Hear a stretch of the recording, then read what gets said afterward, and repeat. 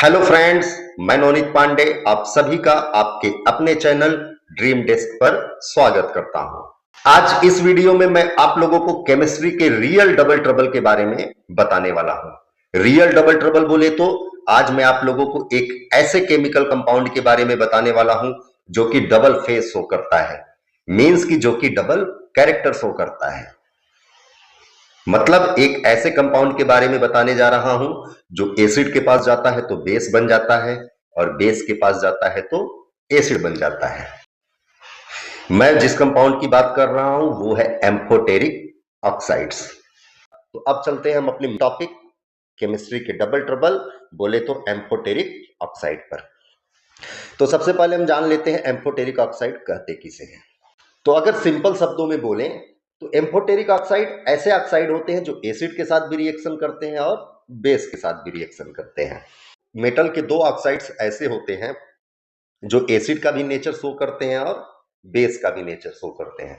मतलब ये एसिड के साथ भी रिएक्शन करते हैं और बेस के साथ भी रिएक्शन करते हैं, और ये ऑक्साइड होते हैं आपके जिंक के ऑक्साइड और एल्यूमिनियम के ऑक्साइड। तो अगर हम एम्फोटेरिक ऑक्साइड की बात करें तो those metal oxide which react with both acids and bases to form salt and water called amphoteric oxides। मतलब ऐसे मेटल ऑक्साइड जो एसिड के साथ भी रिएक्शन करते हैं और बेस के साथ भी रिएक्शन करते हैं, मतलब एसिड का भी नेचर शो करते हैं और बेस का नेचर भी शो करते हैं, उनको क्या बोलते हैं? Amphoteric oxides. तो अब ये oxide, these oxides show basic nature when react with acids and show acidic nature when react with base।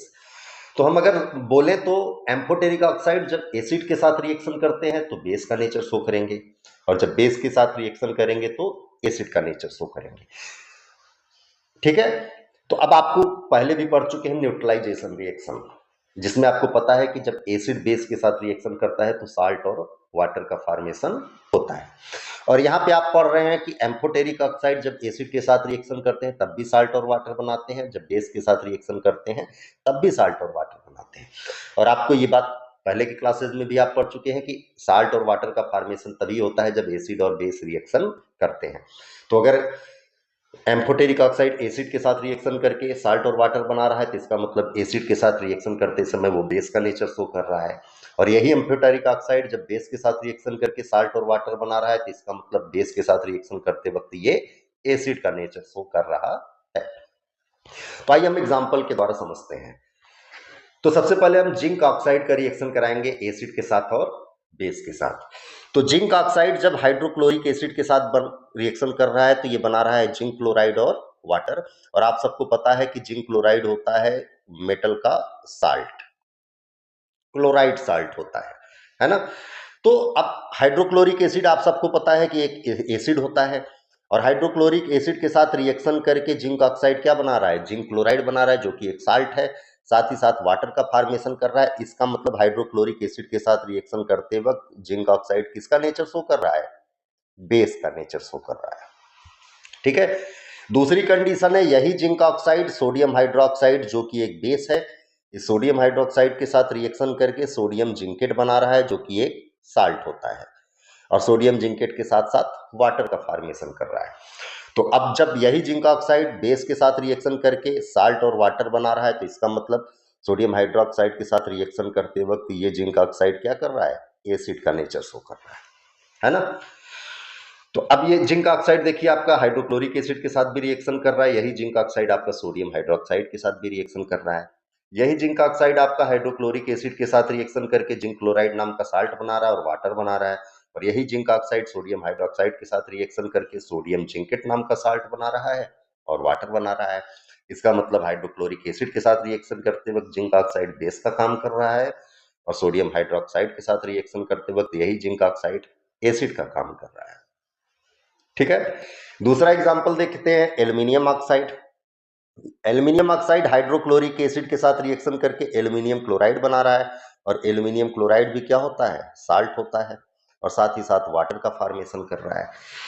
तो अब हाइड्रोक्लोरिक एसिड के साथ रिएक्शन करके साल्ट और वाटर बना रहा है, इसका मतलब एल्यूमिनियम ऑक्साइड हाइड्रोक्लोरिक एसिड के साथ रिएक्शन करते वक्त बेस का नेचर शो कर रहा है, और यही एल्यूमिनियम ऑक्साइड जब सोडियम हाइड्रोक्साइड के साथ रिएक्शन कर रहा है तो सोडियम एल्यूमिनेट नाम का साल्ट बना रहा है और वाटर का फॉर्मेशन कर रहा है।